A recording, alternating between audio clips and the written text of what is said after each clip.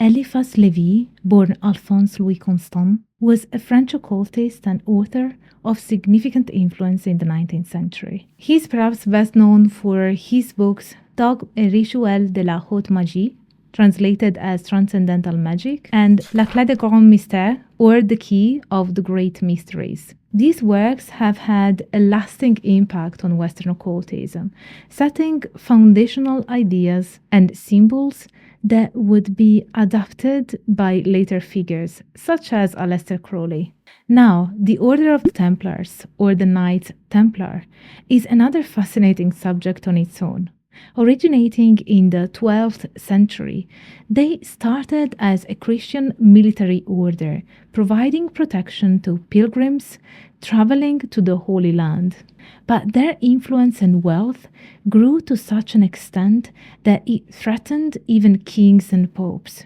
This led to their dramatic downfall, with many members arrested and some, including their Grand Master, being burned at the stake. Since then, the Templars have been surrounded by a cloud of myths and conspiracies, including their alleged worship of an entity or idol known as Baphomet. The central question we will be exploring today is this: what conceptual roots and symbolism underlies Lévi's illustration of the Baphomet, and how are these ideas purportedly connected to the Templars? This exploration involves not just the artistic representation, but also the ideological, historical, and cultural dimensions behind it. To give you an overview, we will begin by setting the historical context for both Lévi and the Templars.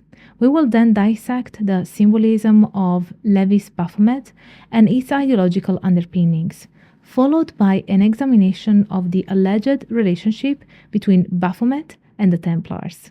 We will also touch upon the legacy and cultural impact of these ideas and wrap up with the current academic debates and controversies around them. So buckle up for an intellectual journey that takes us from the dusty tomes of 19th century occultism to the enigmatic myths of medieval chivalry. Before we dive in, I'd love to remind you to sign up for my newsletter. Don't rely on the capricious algorithm and social media platforms that could shut down whenever they decide. By signing up for my newsletter, you will always be up to date with my work and will get access to exclusive content, pictures, insights, and academic research. You find the link in the bio, the cards, the info box, and the pinned comment. You will also find all the ways to support Angela's Symposium, as this project is brought to you by you. And thank you to all the generous souls who make this knowledge available to all. Now, let the symposium begin.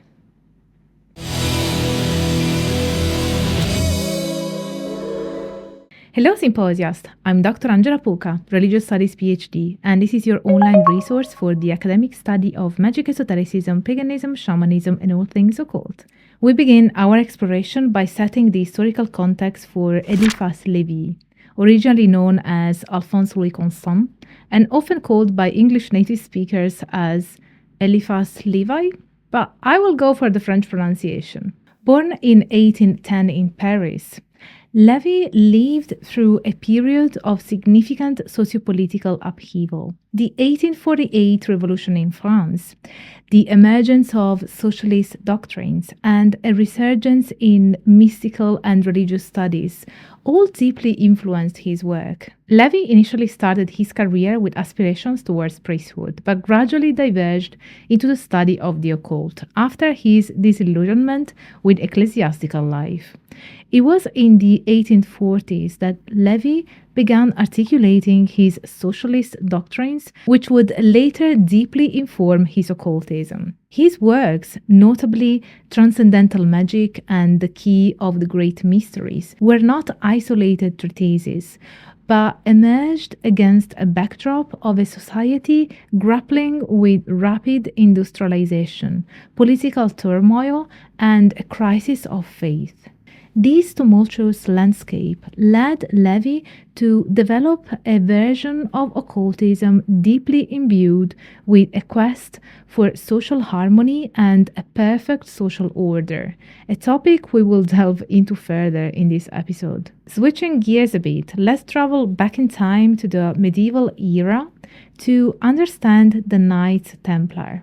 Founded in 1119, this Christian military order initially had the humble mission of protecting pilgrims on their way to the Holy Land. However, their influence rapidly expanded. They became significant landowners, bankers, and wielder of political power, engendering both admiration and fear. The Templars' downfall came in the early 14th century, when King Philip IV of France, deeply indebted to them and wary of their power, orchestrated their arrest and suppression. The Templars were accused of various heresies, including the worship of a mysterious entity known as Baphomet. This episode significantly contributed to the mythos surrounding both the Templars and Baphomet, casting a long shadow of mystery and speculation that persists to this day. Both Éliphas Lévi and the Knights Templar were products of their time, influenced by the intellectual currents that swirled around them. For Lévi, the 19th century was a period ripe with spiritualism, magnetism, and an interest in Eastern religions. Lévi's Baphomet was as much a product of these spiritual quests as it was of his socialist aspirations. The Templars, meanwhile, were allegedly influenced by various mystical and Gnostic traditions, possibly acquired during their sojourns in the Holy Land. They are thought to have been in contact with Islamic esoteric traditions, Kabbalistic ideas, and even remnants of Cathar beliefs. Although much of this is speculative and the subject of ongoing academic debate. Lastly, it's crucial to understand that both Lévi's and the Templars' histories are intertwined with the social and political issues of their time.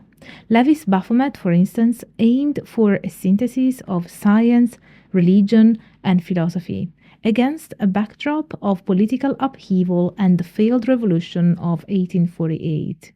Similarly, the Templars emerged in a period of crusades and conflicts between Christianity and Islam, their downfall being a politically motivated event that forever changed their narrative. Having set the historical stage, let's dive deeper into Éliphas Lévi's concept of Baphomet. Contrary to popular perception, Lévi's Baphomet is not a simple diabolical figure. Rather, it embodies a complex and multifaceted notion of synthesis and harmony. Lévi presented Baphomet as an icon of occult wisdom that strived for a balance between opposing forces, good and evil, male and female, material and spiritual. One might not be surprised to find that Lévi's Baphomet is deeply political. In the writings of the 1840s, where he articulated socialist doctrines, the image of Baphomet was conceived as a synthesis aimed at creating a perfect social order. Lévi proposed that an elite group of initiates who understood the deeper wisdom encapsulated in Baphomet would lead society towards this harmonious vision. Lévi's Baphomet wasn't merely an abstract symbol.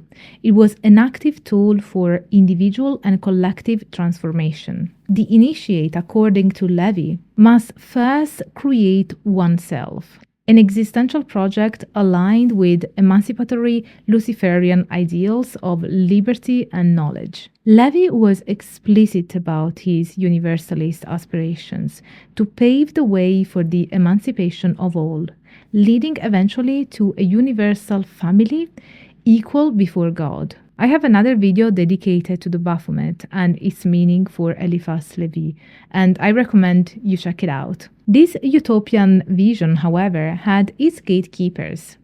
Lévi believed that a certain barrier of initiation was necessary to ensure that only those who were worthy could lead society towards enlightenment. This idea was not solely his invention, but was influenced by Freemasonry, particularly the works of figures like Ragon. It is interesting to note that despite this influence, Lévi remained critical of Freemasonry, distancing himself from it after a brief period of involvement. It's worth noting that Lévi drew from a wide range of sources. While some argue that his treatment of medieval and early modern thinkers like Paracelsus and Hendrik Kunrath was cursory, Lévi's Baphomet is best understood within the intellectual milieu of his own era. He formulated his ideas in the context of spiritualistic magnetism and debates with Catholic writers of his time.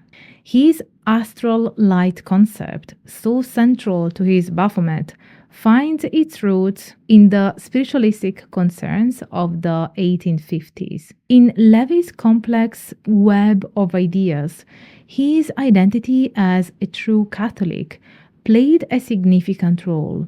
His notion of true religion was not just a theological point, but was closely tied to his Baphomet.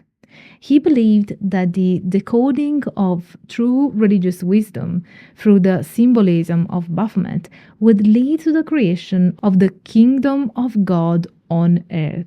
Thus, Lévi's Baphomet can't be confined to simplistic interpretations.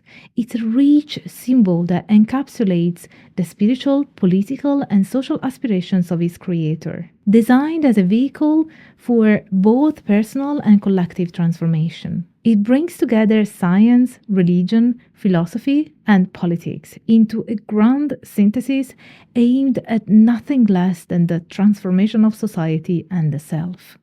With this understanding of Lévi's Baphomet, we'll be better equipped to explore the often controversial connections between this enigmatic figure and the Knights Templar. One of the most enduring and controversial topics in the history of occultism is the supposed link between Éliphas Lévi's Baphomet and the Knights Templar. Popular lore has it that the Templars were charged with worshipping an idol named Baphomet during their trials in the 14th century. But is this link substantiated in academic inquiry, or is it an invention of later occult traditions? Let's start by going back to the trials of the Templars. Accused of heresy and various other crimes, the Knights Templar were arrested en masse in France in 1307 on the orders of King Philip IV. Among the numerous charges, some of the arrested Templars confessed to worshipping an idol, variously described and named. Baphomet is one name that emerged from these confessions, though the context and meaning are far from clear. The name Baphomet itself has been subject to myriad interpretations. Some scholars suggest it's a corruption of Mahomet or Mohammed, indicating that the Templars might have adopted Islamic practices during their stay in the Holy Land. Others propose etymological theories involving Greek words or Kabbalistic interpretations. However, there is no definitive evidence to support any of these theories conclusively. Now, how did Lévi make this historical connection? Interestingly, Lévi's understanding of Baphomet did not explicitly draw from the Templar trials. His Baphomet was a symbol of the synthesis of opposites and a representation of esoteric wisdom. While Lévi did write about the Templars, his complex image of Baphomet did not precisely map onto the accusations leveled at the Templars. So we need to understand that much of the modern mythos connecting Baphomet with the Templars originates not from scholarly discourse, but from popular literature, sensationalist histories, and speculative works. Books, films, and various conspiracy theories have melded Lévi's intricate symbolism and the Templars' murky history into a narrative that is compelling but often lacks rigorous scholarly support. In academic circles, there is considerable skepticism about directly connecting Lévi's Baphomet to the Templars. The gaps in historical evidence, the inconsistencies in Templar confessions, and the complex, evolving symbolism of Baphomet make it difficult to establish a straightforward relationship between Lévi's occult symbol and the medieval military order. While a direct link may be tenuous, the Templars and Baphomet share a place in a broader Western esoteric tradition that often involves a syncretic blending of various beliefs and symbols. Both have served as potent symbols for later groups, sometimes together, sometimes separately, in search for esoteric wisdom, hidden knowledge, and spiritual enlightenment. While it's tempting to forge a direct link between Éliphas Lévi's Baphomet and the Knights Templar, the historical and academic landscapes suggest a far more nuanced relationship. The association has been enriched and complicated by centuries of interpretation, folklore, and indeed misinterpretation. The symbol of Baphomet, intricately connected to the world of occultism and esotericism, has seen a resurgence in contemporary times. The figure is appropriated by various uses, from pop culture to modern magical practices. The Church of Satan and the Satanic Temple, for instance, use versions of the Baphomet in their symbolism, albeit for different philosophical purposes. In addition to contemporary religious movements, Baphomet is also a symbol utilized by various modern esoteric orders. Baphomet has found its way into movies, books, and music. The name is frequently used to signify something mysterious or occult. Films like The Witch or series like Chilling Adventures of Sabrina employ Baphomet-esque imagery. The figure also appears in various video games where esoteric or mythological elements are crucial. From the symbolist movement to modern art, Baphomet is a recurring figure. Many writers of the esoteric and occult, from Aleister Crowley to more contemporary authors, have also touched upon this enigmatic figure in their works. This raises questions about the reception history of Lévi's ideas and how they have been adapted or misconstrued over time. Let's also not forget the socio-political implications. Baphomet, especially in its Satanic Temple incarnation, has been employed in the United States as a symbol of protest against the mingling of church and state. This usage shows the multi-layered meanings the symbol has acquired, far beyond Lévi's initial concept. It reflects the complexities of secular versus religious authority, personal freedom, and moral panic. In academia, Baphomet and related topics have been studied within disciplines such as religious studies, sociology, and art history. There's a growing body of scholarship that aims to decipher the figure's complex lineage and varied modern usages. The study is multidisciplinary, ranging from examinations of primary texts to sociological surveys of modern religious movements. The symbol of Baphomet has therefore transcended its historical context and initial interpretations. It has become a multivalent symbol that can serve both as a deity and a representation of various forms of resistance, personal freedom, and esoteric exploration. The very fact that we are having this discussion today is a testament to the lasting impact of Éliphas Lévi's Baphomet.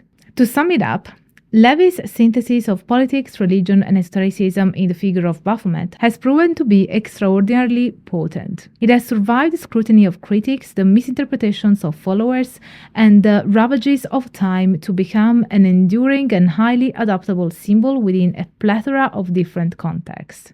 The legacy of Baphomet is in many ways a mirror reflecting the complex and often paradoxical nature of modern spirituality and its historical roots. This is it for today's video. If you watched until this point, leave me a little devil emoji.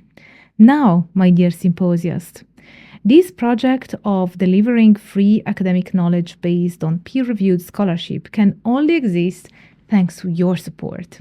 So if you have the means and want to offer this knowledge to all, please consider supporting my work with a one-off PayPal donation by joining memberships, my inner symposium on Patreon or on Ko-fi, super thanking me in the comments, or buying my merch. All links are in a pinned comment, in the info box, in bio, in the cards. You will find them everywhere.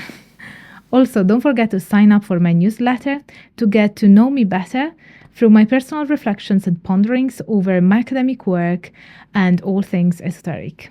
And if you like this video, don't forget to smash the like button. Subscribe to the channel if you haven't already. Hit that notification bell because YouTube otherwise will not notify you or necessarily show me in your feeds when I upload a new video. And leave me a comment to tell me what you thought about this episode. Also, share my videos around because the symposium needs you to grow.